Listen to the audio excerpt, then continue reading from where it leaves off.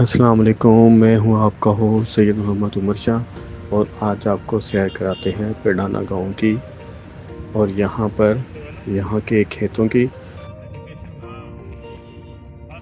हम आपको दिखाएंगे कि कैसे यहाँ पर खेतों में बेलना और वहाँ पर कैसे गन्ने के रस से गुड़ बनाया जाता है और कुछ यहाँ के लोगों से बातें करेंगे जिसमें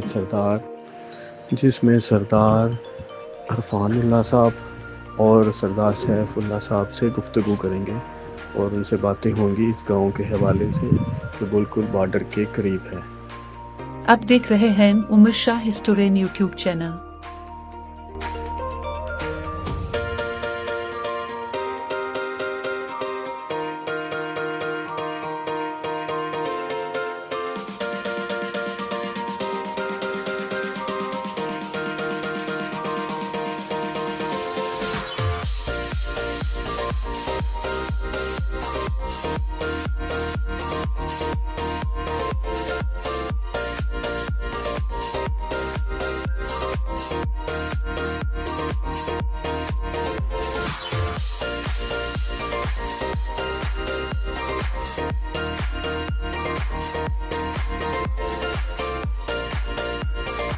नाज़रीन, ये हम गांव की तरफ आ गए हैं। सरदार सैफुल्लाह हमें मिला है और ये उनके साथ हम जा रहे हैं बेलने की तरफ। ये हम इधर आ गए हैं खेतों में जो बिल्कुल ज़ीरो लाइन बॉर्डर की तरफ है, ये देखें। और ये यहाँ पर बेलना है, यहाँ हम गन्ने का रस निकाला जा रहा है, ये देखें। पेडाना गांव के बड़े बुज़ुर्ग जो सरदार ज्वाला सिंह की हवेली के मालिक हैं, सरदार अरफानुल्लाह साहब हमारा इधर इस्तकबाल की है। उनसे हम बातें भी करेंगे, उनकी बातें भी सुनेंगे। वो गांव के बारे में हमें बहुत मालूमात देंगे। ये बिल्कुल ज़ीरो लाइन बॉर्डर पर है।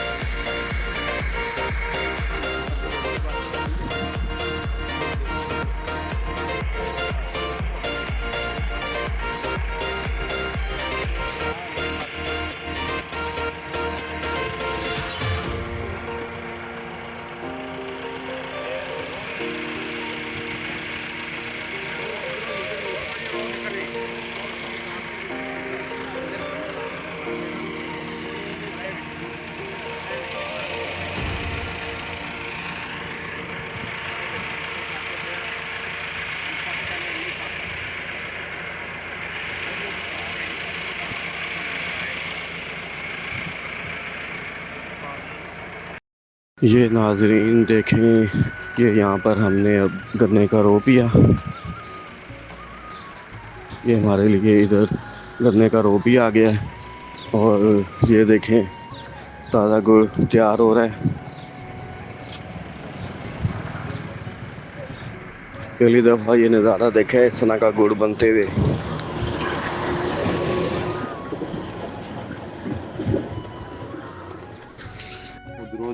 फिर मलाई शलाई पा के ना फिर हाँ जी दही पा के जी दही पा के वो फिर सुबह बड़ा मजा देती है। सुबह सुबह चंगी लगदी है। दही ना बनाएंगे। ये सर बॉर्डर इससे आगे ये अच्छा ये नहीं जो हम नहीं सुबह क्रॉस की है, हाँ इससे आगे आपको वापसी पे दिखाते हैं। उधर से 3-4 एकड़ आगे बॉर्डर है। इधर से आप इंटर हुए गांव में, उधर बिल्कुल साथ ज्वाइंट हो गए। फिर आगे इधर को फैलता आ रहा है। आगे फिर 2-3 गांव हैं, वो गांव दरमियान में इर्द गिर्द इंडिया का बॉर्डर लाइन चल रही है। तो जब मर्जी 3 अतराफ में वो इंडिया है, दरमियान में पाकिस्तान के गांव है। लेकिन 2 तो है ना, सरजा मिर्जा दे रख पठान 3-4 सर गांव है। उसकी चारों तरफ मतलब बॉर्डर है, एक ही सिर्फ रास्ता है जो पाकिस्तान में। आबादी को जा रहा है। वो जब मर्जी बंद कर सकते हैं। वो लेकिन पाकिस्तान है ना, बाकी तो अगर ਬੰਦ ਨਹੀਂ ਨਾ ਸਰ ਕਰਦੇ, ਉਹ ਬੰਦ ਕਰ ਨਹੀਂ ਸਕਦੇ ਜੀ। ਉਹ ਕਰਨ ਤੇ ਫਿਰ ਉਹਨਾਂ ਦੇ ਵੀ ਕਈ ਥਾਂ ਇਹੋ ਜਿਹੇ ਨੇ ਜਿਹੜੇ ਉਹਨਾਂ ਦੇ ਨਾਲ ਕਰਦੇ। इधर मिनाल वाली साइड पे, उधर फिर इंडिया के 1-2 गांव ऐसे, तीनों तरफ पाकिस्तानी गांव, दरमियान में इंडिया के 1-2। वो तो आपस में मिलते जुलते होंगे लोग।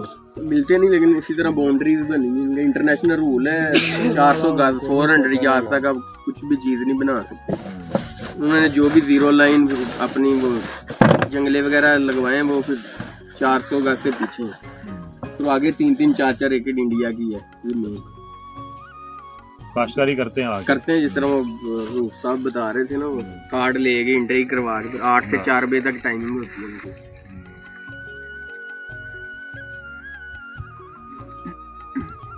अब तो फौजी साथ आता है, पहले नहीं आता था। जी जी। काश्तकारी भी करते हैं इसी तरह। यानी पाकिस्तान में अल्लाह वो अकबर है। ਪਾਕਿਸਤਾਨੀਆਂ ਨੂੰ ਖੁੱਲਾ ਹੀ ਆ ਸਾਡਾ ਕੋਈ ਨਹੀਂ ਸਕਦਾ। वो बड़े काफी वो बहुत स्ट्रिक्ट और रूल्स रेगुलेशन। ਉਹਨਾਂ ਨੇ ਤੇ ਇੱਕ ਸਕਿੰਟ ਜਿਹੜਾ ਇੱਕ ਸਕਿੰਟ ਵੀ ਬਾਰਡਰ ਤੋਂ ਆਖਾਂ ਪਾਸੇ ਨਹੀਂ ਕਰਨੀ। ਉਹ ਬਸ ਉੱਥੇ ਹੀ ਰੱਖਣ ਦਾ, ਜਰਾ ਹਰਕਤ ਕਿਤੇ ਕਰਦਾ ਬੰਦਾ ਨਜ਼ਰ ਆਵੇ ਉਸੇ ਵੇਲੇ ਲਾਲਾ ਹੋ ਜਾਂਦਾ। ਉਹਨਾਂ ਦੀ ਇੱਧਰ ਦੀ ਕੋਈ ਨਹੀਂ ਗਾ। ਅੱਲਾ ਹੀ ਵਾਰਸ। ਉਹਨਾਂ ਨੂੰ ਤੇ ਇੰਨਾ ਖਤਰਾ, ਮਸ਼ੀਨ ਗਾਂ ਆਉਂਦੀ ਹੈ ਕਣਕ ਲਾਉਣ ਵਾਲੀ, ਝੋਨਾ ਲਾਉਣ ਵਾਲੀ, ਦਾਣੇ ਬਣਾਉਣ ਵਾਲੀ, ਤੇ ਉਹ ਨਾਲ ਉਹਦੇ ਇੱਕ ਬੰਦਾ ਬੈਠਾ ਹੁੰਦਾ ਰਫਲ ਲੈ ਕੇ। ਅਸੀਂ ਅੱਲਾ ਦੀ ਮਿਹਰਬਾਨੀ ਨਾਲ ਇਸ ਤਰ੍ਹਾਂ ਹੀ ਬੈਠੇ ਜੋ ਲਾਗੇ ਕੰਮ ਕਰਨ ਦਾ ਵੀ ਸਾਨੂੰ ਕੋਈ ਨਹੀਂ। ਉਹਨਾਂ ਨੂੰ ਇੰਨਾ ਖਤਰਾ ਕਿ ਉਹ ਇੱਕ ਜਣਾ ਨਫਰੀ ਵੀ ਬਾਜ ਹਰ 6 ਜਾਂ 7 ਜਣੇ ਨੇ ਇਲਾਕਾ ਬੇਸ ਉਹ ਨਾਲ ਉਹਦੇ ਉਹਨਾਂ ਦੇ ਇੱਕ ਜਣਾ ਅੱਗੇ ਆਣ ਕੇ ਸੜਕ ਤੇ ਖਲੋਤਾ 60 70 ਬੰਦੇ ਆਉਂਦੀਆਂ। ਉਹ ਨਹੀਂ, ਸਾਡੀ ਹਿਫਾਜ਼ਤ ਵੀ ਉਹ ਕਰ ਰਹੇ ਨੇ ਜੀ। ਉਹ ਹੀ ਕਰ ਰਿਹਾ। ਸਾਨੂੰ ਕੋਈ ਟੈਨਸ਼ਨ ਨਹੀਂ। ਸਾਨੂੰ अब बाढ़ भी उन्होंने लाई है। ਉਹਨਾਂ ਲਾਈ ਹੈ, ਲਾਈਟਾਂ ਵੀ ਉਹਨਾਂ ਨੇ ਰਾਤ ਜਨਾਬ ਉਹ ਲੱਗੇ ਨੇ ਆਪਣੇ, ਲਾਈਟ ਵੀ ਉਹਨਾਂ ਲਾਈ ਆ। दिन रात बिजली चल रही है। ਉਹ ਚੱਲ ਰਹੀ ਹੈ ਜੀ ਬਿਜਲੀ। ਅਲੇ ਇਹ ਸੱਚ ਇੱਥੇ ਵੇਖਿਆ ਜਾਏ, ਅੱਲਾ ਮਾਫੀ ਦੇ, ਕੋਈ ਐਸੀ ਕੋਈ ਐਕਟੀਵਿਟੀ ਨਹੀਂ ਹੈਗੀ ਇਹਦੀ ਵਜ੍ਹਾ ਨਾਲ ਕਿ ਅਸੀਂ ਇਹਦੀ ਵਜ੍ਹਾ ਨਾਲ ਪਾਕਿਸਤਾਨ ਨੂੰ ਬੜਾ ਕੋਈ ਅੱਲਾ ਮਾਫੀ ਦੇ ਨੁਕਸਾਨ ਹੋ ਰਿਹਾ। ਕੋਈ ਐਸਾ ਨੁਕਸਾਨ ਨਹੀਂ ਹੈਗਾ। उन्होंने नहीं हैगा। ਉਹਨਾਂ ਨੂੰ ਹੈਗਾ, ਹਾਂ, ਉਹਨਾਂ ਨੂੰ ਖਤਰੇ ਨੇ, ਉਹਨਾਂ ਨੂੰ ਮਾਮਲਾਤ ਨੇ।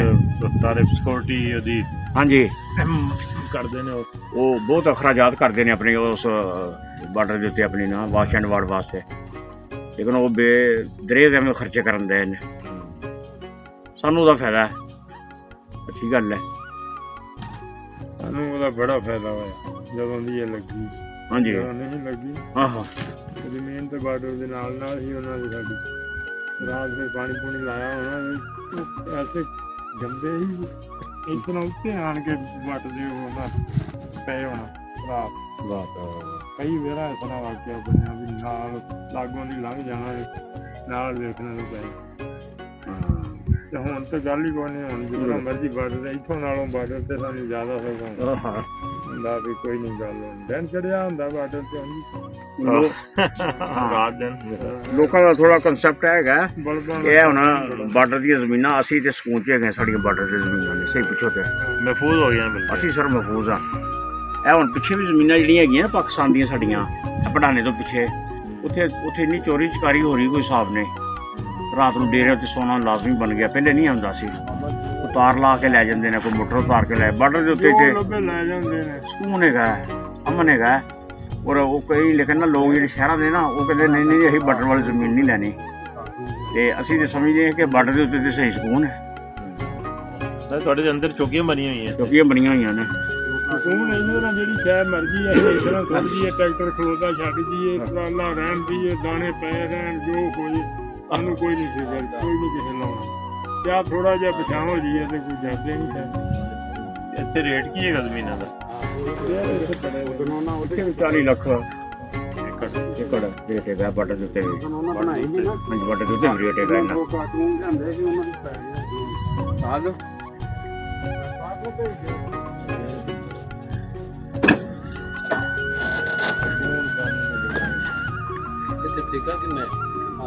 ਤਾਂ 1,20,000 1,30,000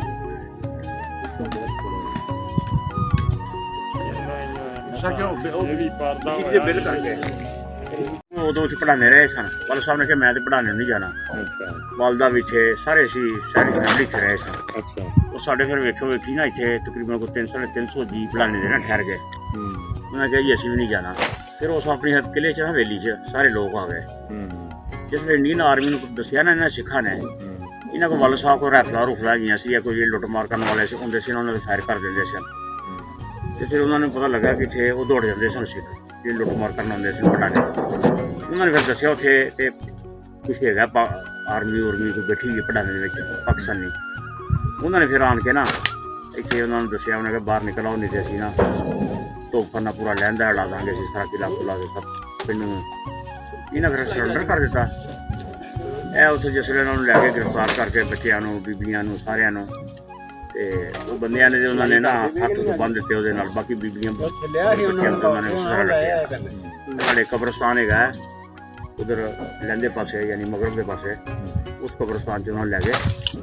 ਉੱਥੇ ਫਿਰ ਕਿਸੇ ਬਜ਼ੁਰਗ ਨੇ ਦੱਸਿਆ, ਉਹਨੇ ਕਿਹਾ ਯਾਰ ਸਾਨੂੰ ਤੁਸੀਂ ਗ੍ਰਿਫਤਾਰ ਕੀਤਾ ਜਾਂ ਸਰਦਾਰ ਗੁਰਦਿਆਲ ਸਿੰਘ ਸੰਧੂ ਦਾ ਭਰਾ ਜੇ, lieutenant general major general Gurdial Singh Sandhu ਦਾ ਭਰਾ ਜੇ ਸਰਦਾਰ ਅਮਾਨੁੱਲਾ। ਉਹਨਾਂ ਨੇ ਕਿਹਾ ਕਿਵੇਂ ਇੱਥੇ ਜੀ ਕਿਹਾ, ਉਹਨੇ ਕਿਹਾ ਇਹ ਮੁਸਲਮਾਨ ਹੋ ਗਏ ਨੇ, ਉਹ ਸਿੱਖ ਨੇ ਇਹਨਾਂ ਦੇ ਸਾਰੇ ਵੱਡੇ ਜੋ ਉਧਰ ਜੀ ਇਸ ਵੇਲੇ।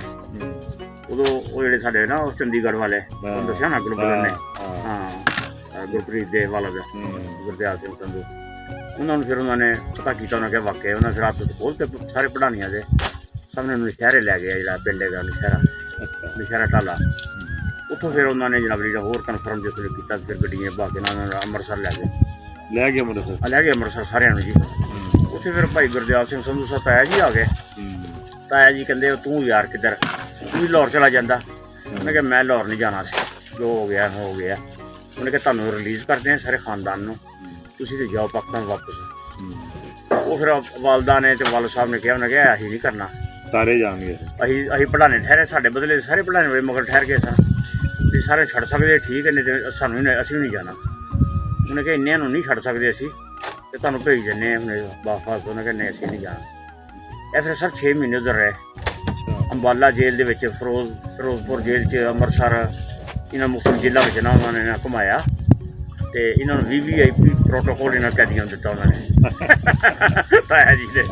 ਇਹਨਾਂ ਨੂੰ ਹਲਾਲ ਗੋਸ਼ਤ, ਉਹਨੇ ਕਿਹਾ ਆਪੇ ਗੋਸ਼ਤ ਕਰੋ, ਹਲਾਲ ਖਾਇਆ ਕਰੋ, ਬੱਚਿਆਂ ਨੂੰ ਦੁੱਧ ਟਾਫੀਆਂ ਹਰ ਚੀਜ਼। ਤੇ ਵਾਲਾ ਸਾਹਿਬ ਨੂੰ ਤਾਂ ਵੈਸੇ ਨਾ ਉਹ ਕੋਈ ਟੋਕਨ ਟੈਪ ਦੇ ਕੇ ਨਾ ਕਹਿੰਦੇ ਤੂੰ ਇਹਨੇ ਚਲਾ ਜਾ ਕਰ ਤੇ ਰਾਤ ਨੂੰ ਆ ਜਾ ਕਰ ਸ਼ਾਮ ਨੂੰ ਜੇਲ੍ਹ 'ਚ। ਇਸ ਤਰ੍ਹਾਂ ਜਨਾਬ ਫਿਰ ਪੜ੍ਹਾਣੀਆਂ ਦਾ ਉੱਥੇ ਵਕਤ ਗੁਜ਼ਰਿਆ। ਉਹ ਕਹਿਣ ਜੀ ਸਾਨੂੰ ਤੇ ਹੋਰ 2 ਸਾਲ ਭਾਵੇਂ। ਤੇ 6 ਮਹੀਨੇ ਬਾਅਦ ਫਿਰ ਇਹਨਾਂ ਦਾ ਤਬਾਦਲਾ ਹੋਇਆ ਤੇ ਬੜੇ ਖੁਸ਼ੋਖਰਮ ਆਏ ਪੜ੍ਹਾਰੀਏ ਸਾਰੇ। ਫਿਰ ਵਾਪਸ ਕਰ ਦਿੱਤਾ ਸੀ ਸਰ। ਫਿਰ ਵਾਪਸ ਹੋ ਗਏ ਜਿਹੜੇ ਉਹਨਾਂ ਦੇ ਕੋਈ ਕੈਦੀ ਸੀ ਉਹਨਾਂ ਨੂੰ ਦੇ ਕੇ ਜਾਂ ਇਹਨਾਂ ਨੂੰ ਰਿਲੀਜ਼ ਕਰਤਾ ਉਹਨਾਂ ਨੇ, ਜਿਹੜੇ ਜੰਗੀ ਕੈਦੀ ਹੈ ਸਰ। ਉਹਨਾਂ ਦੇ ਵੀ ਬਥੇਰੇ ਸੀ ਨਾ। ਇਹ ਫਿਰ ਪਟਾਨੇ ਤੇ ਕਬਜ਼ਾ ਰਿਹਾ ਉਹਨਾਂ ਦਾ ਇੰਡੀਆ ਹਾਂ ਕਬਜ਼ਾ ਰਿਹਾ ਸਰ, ਕਬਜ਼ਾ ਰਿਹਾ। ਇੰਡੀਆ ਵੀ ਕਬਜ਼ਾ ਰਿਹਾ 3 ਮਹੀਨੇ। ਉਹਨਾਂ ਦਾ 3 ਮਹੀਨੇ ਤੋਂ ਕਬਜ਼ਾ ਰਿਹਾ। 84 ਪਿੰਡ ਉਹਨਾਂ ਮੱਲੇ ਹਨ। ਆ ਬਰਕੀ ਵਾਲੀ ਨਹਿਰ ਨਹੀਂ, ਉਹ ਨਹਿਰ ਤੋਂ ਉਰਾ ਸਾਰੇ ਪਿੰਡ 84 ਪਿੰਡ ਹੀ ਜਿਹੜੇ ਉਹਨਾਂ ਦੇ ਕਬਜ਼ੇ। ਨਹਿਰ ਤੇ ਉਹ ਜਾ ਕੇ ਖਲੋਤੇ। ਤੇ 71 ਵਿੱਚ ਫਿਰ ਚਲੀ ਗਈ ਦੁਨੀਆ, ਦੌੜ ਗਏ ਇੱਥੋਂ ਲੋਕ ਭੱਜਦੇ ਗਏ। ਬਾਕੀ ਇੱਧਰ ਨਹੀਂ ਉਹ ਆਏ, ਲੇਕਿਨ ਆਏ ਨਹੀਂ ਇੱਧਰ, ਉਹਨੇ ਕਬਜ਼ਾ ਨਹੀਂ ਕੀਤਾ ਇੱਧਰ ਨਹੀਂ ਉਹ ਇੱਧਰ ਨਹੀਂ ਆਏ। ਇਹਨਾਂ ਨੇ 65 ਸਾਲਾਂ ਨਾ ਇਹ ਮਾਮਲਾ ਨਹੀਂ ਹੋਇਆ ਸੀ, ਓਕੂਪਾਈ ਕੀਤਾ ਸੀ। ਚੀਨੀਆਂ ਦਾ ਇਹਨਾਂ ਦਾ 71 ਚ ਫਿਰ ਚੁੱਕਾ ਮਾਈਗ੍ਰੇਟ ਕਰਕੇ ਲੋਕ ਆ ਸਰ ਜਾ ਪਿੰਡ ਹੈਗਾ ਚੀਨੇ ਨਾਲ ਇਹਨਾਂ ਮੰਨ ਲਿਆ ਸਾਡਿਆਂ ਉਹਨਾਂ ਦਾ। ਔਰ 65 ਦੀ 71 ਦੇ ਜਿਹੜੇ 2 ਝਟਕੇ ਲੱਗੇ ਨਾ ਇੱਥੇ ਬਾਰਡਰ ਏਰੀਆ ਨੂੰ ਸਾਰਾ, ਉਹ ਉਹਨਾਂ ਦੇ ਵਿੱਚ ਨਾ ਕਾਫੀ ਲੋਕ ਇੱਥੋਂ ਨਾਲ ਮਾਈਗ੍ਰੇਟ ਕਰ ਗਏ ਜਿਨ੍ਹਾਂ ਦੀਆਂ ਕੋਈ ਜ਼ਮੀਨਾਂ ਨਹੀਂ ਹੈ ਸਨ। ਉਹਨਾਂ ਕਿਹਾ ਜੀ ਅਸੀਂ ਇੱਥੇ ਰਹਿ ਕੇ ਕਰਨਾ, ਕਰ ਗਏ ਕਿ ਉਹ ਤੇ ਰਹਿ। ਉਹਨਾਂ ਕਿਹਾ ਅਸੀਂ ਇੱਥੇ ਰਹਿ ਕੇ ਕਰਨਾ, ਹਰ ਵਾਰੀ ਜੰਗ ਲੱਗ ਜਾਂਦੀ ਹੈ। ਸਾਡੀਆਂ ਜ਼ਮੀਨਾਂ ਹੀ ਇੱਥੇ ਅਸੀਂ ਗਿਰ ਜਾਣਾ ਸੀ, ਅਸੀਂ ਤੇ ਭਾਵੇਂ ਆਉਣਾ ਸੀ। ਤੇ ਸਾਡੀਆਂ ਜ਼ਮੀਨਾਂ ਸੀ, ਸਾਡਾ ਇੱਥੇ ਜੱਦੀ ਪੁੱਤੀ ਸਾਰੇ ਮਾਮਲਾ ਸੀ, ਜਿਵੇਂ ਭਾਵਰੀ ਨੇ ਅਸੀਂ ਆ ਸਾਰੇ ਹੋਰ ਲੋਕ ਪੜ੍ਹਾਣੇ ਵਾਲੇ, ਉਹਨਾਂ ਨੇ ਕਿੱਧਰ ਜਾਣਾ ਸੀ, ਉਹ ਫਿਰ ਇੱਥੇ ਰਹੇ। ਫਿਰ ਤੋਂ ਕਾਫੀ ਦੁਨੀਆ ਸਾਡੇ ਪੜ੍ਹਾਣੇ 'ਚੋਂ ਨਿਕਲ ਗਈ। ਨਹੀਂ ਤੇ ਪੜ੍ਹਾਉਣਾ ਤੇ ਜਿੰਨਾ ਪੜ੍ਹਾਉਣਾ ਹੋਣੇਗਾ ਇੰਨਾ ਪੜ੍ਹਾਉਣਾ ਹੋਰ ਹੋਣਾ ਸੀ, ਹੋਰ ਹੋਣਾ। ਅੱਧਾ ਪਿੰਡ ਵੇਲਾ ਹੋ ਗਿਆ ਸੀ।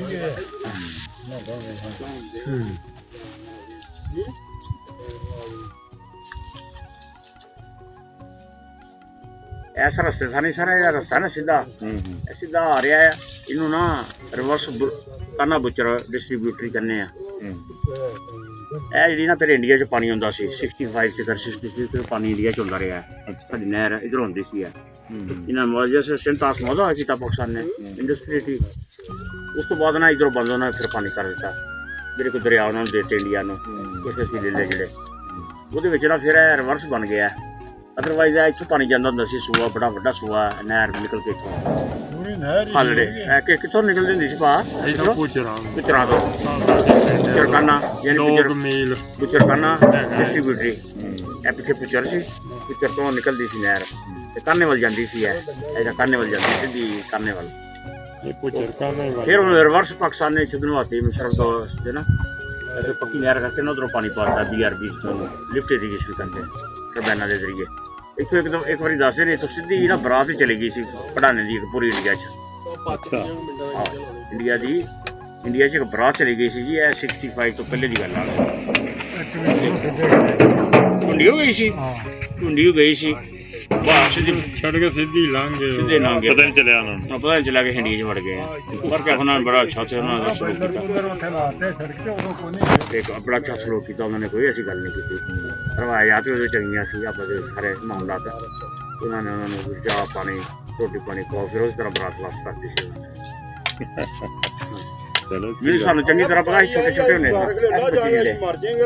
बच्चे जिहड़े मैं सा ਪੈਂਟ ਵਿੱਚ नहीं सर अपना ना पैर तो बाद दी गल्लां ने 71 ਦੀ ਅੱਛਾ ਉਹ ਬਟਰ ਬਣ ਗਿਆ ਸੀ ਸਾਡੀ ਨਾ ਇੱਕ ਗਾਂ ਲੰਘੀ ਇੰਡੀਆ ਜੀ ਉਹ ਗਾਂ ਸਾਡੀ ਦੌੜ ਜਾਂਦੀ ਹੁੰਦੀ ਸੀ ਅਸੀਂ ਬੜੇ ਪਰੇਸ਼ਾਨ ਹੋਏ ਪਿੰਡ ਦੇ ਵਿੱਚ ਐਲਾਨ ਵੀ ਕਰਵਾਏ ਸਾਡੀ ਗਾਂ ਸੀ ਬੜੀ ਅੱਛੀ ਉਹ ਬੜਾ ਦੁੱਧ ਦੇਣ ਵਾਲੀ ਗਾਂ ਸੀ ਉਹ ਨਾ ਉਹਨਾਂ ਨੇ ਬਾਰਡਰ ਵਾਲਿਆਂ ਸਾਨੂੰ ਦੱਸਿਆ ਕਹਿੰਦੇ ਤੁਹਾਡੀ ਗਾਂ ਇੰਡੀਆ ਲੰਘ ਗਈ ਹੈ ਜਦੋਂ ਨੇ ਤੇ ਮੈਂ ਤੇ ਮੇਰੇ ਭਾਈ ਦੋਵੇਂ ਜਣੇ ਆਏ ਤੇ ਸੈਫੁੱਲਾ ਦੇ ਵਾਲਾ ਸਾਹਿਬ ਦੋਵੇਂ ਜਣੇ ਅਸੀਂ ਆਏ ਫਿਰ ਉਹਨਾਂ ਕਿ ਗਾਂ ਤੁਹਾਡੀ ਆ ਗਈ ਉਹ ਵਾਪਸ ਕਰਨਾ ਚਾਹੁੰਦੇ ਨੇ ਫਿਰ ਅਸੀਂ ਐਸੇ ਸੂਏ ਦੇ ਉੱਤੇ ਨਾ ਅੱਗੇ ਜਾ ਕੇ ਨਾ ਪੈਰਲ ਬਣਿਆ ਇੱਧਰ ਪਾਕਿਸਤਾਨ ਉਧਰ ਇੰਡੀਆ ਉੱਥੇ ਜਾ ਕੇ ਫਿਰ ਪਾਕਿਸਤਾਨ ਦੇ ਬਹਿ ਕੇ ਘਰ ਉੱਤੇ ਚੰਗੀ ਤਰ੍ਹਾਂ ਅਸੀਂ ਬੈਠੇ ਜਾ ਕੇ ਰੇਂਜਰ ਵਾਲੇ ਵੀ ਬੈਠੇ BSF ਵਾਲੇ ਵੀ ਆਏ ਫਿਰ ਉਹਨਾਂ ਗਾਂ ਫੜ ਕੇ ਲਿਆਂਦੀ ਉਹਨਾਂ ਗਾਂ ਲੈ ਕੇ ਆਏ ਉਹ ਕਹਿੰਦੇ ਯਾਰ ਇਹ ਗਾਂ ਤੁਹਾਡੀ ਸਿੱਖ ਸਾਨੂੰ ਦਿਓ ਉਹ ਸਿੱਖ ਬਾਰਡਰ ਤੇ ਸਭ ਜ਼ਿਆਦਾ ਹੁੰਦੇ ਸਨ ਬਾਅਦ ਚ ਫਿਰ ਇਹਨਾਂ ਕੋਈ ਡੋਗਰੇ ਟਾਈਪ ਲਿਆ ਕੇ ਲਾਤੀ BSF ਚ ਉਹ ਜ਼ਿਆਦਾ ਸਿੱਖ ਹੀ ਹੁੰਦੇ ਸਨ ਬਾਰਡਰ ਦੇ ਉੱਤੇ BSF ਚ ਹੁਣ ਬੜੇ ਰੰਗ ਨੇ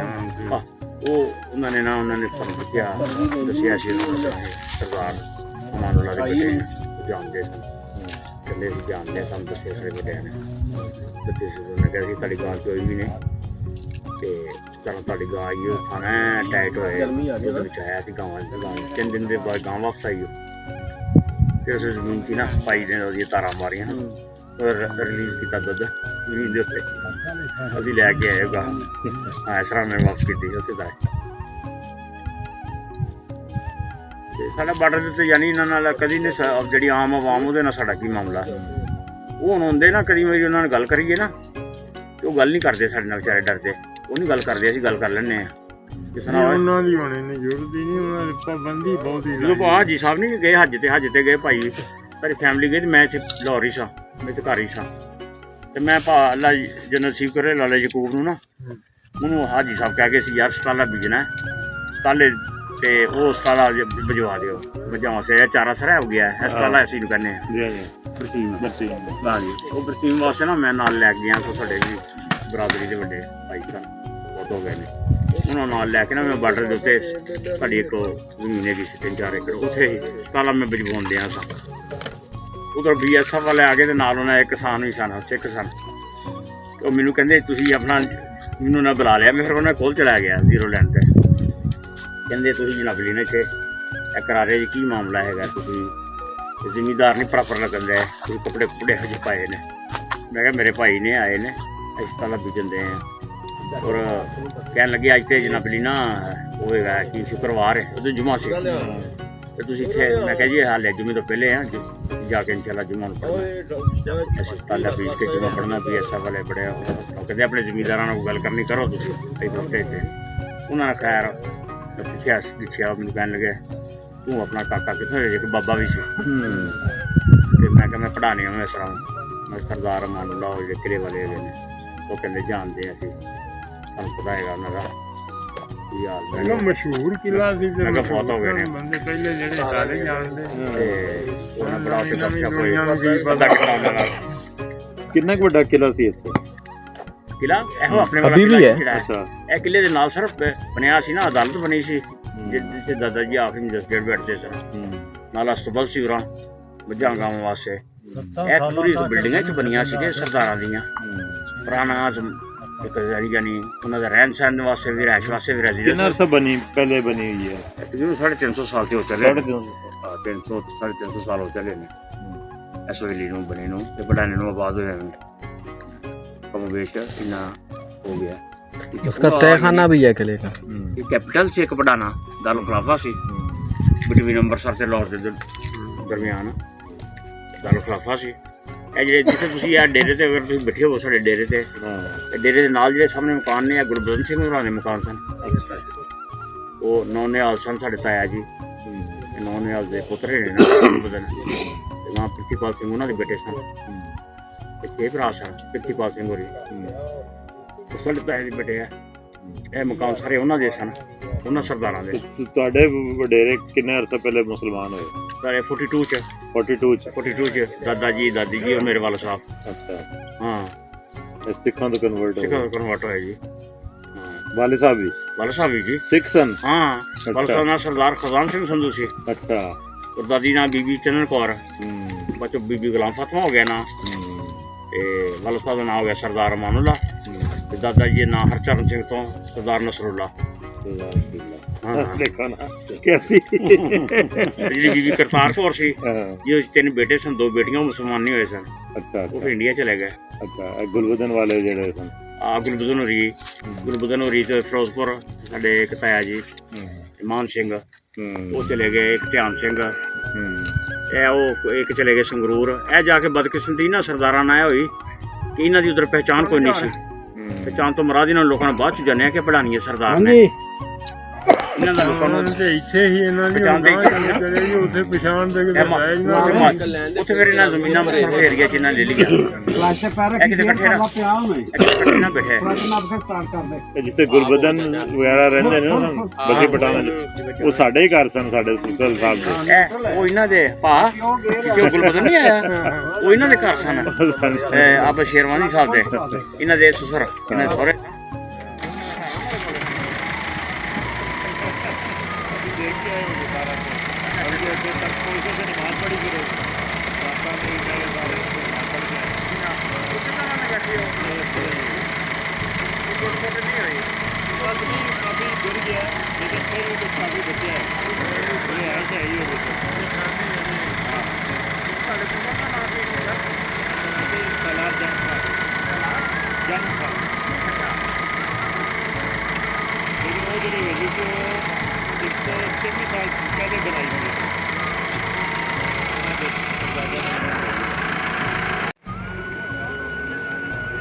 ये देखें नाज़रीन ये हमारे लिए स्पेशल गुड़ तैयार हो रहा है। इसमें देसी घी मिलाया जा रहा है और ये देखें इसमें ड्राई फ्रूट्स बादाम अखरोट और मगज़ वगैरह इस पर डाले जा रहे हैं और इसे बनाया जा रहा है। बहुत मज़ा आ रहा है देखते हुए भी।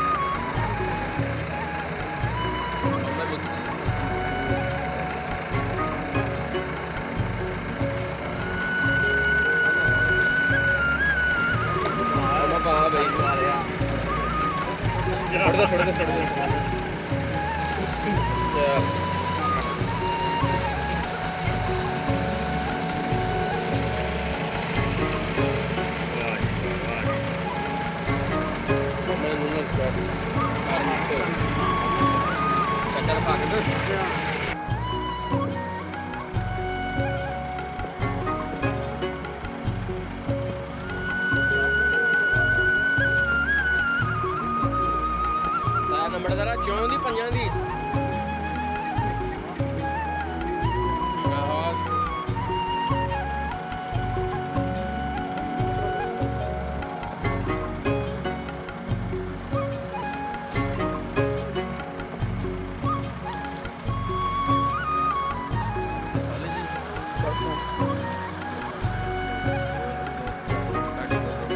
मैं फिर चक्कर ला रहा है मेरे 2 चक्कर में राम बेटा पीछे कर रहा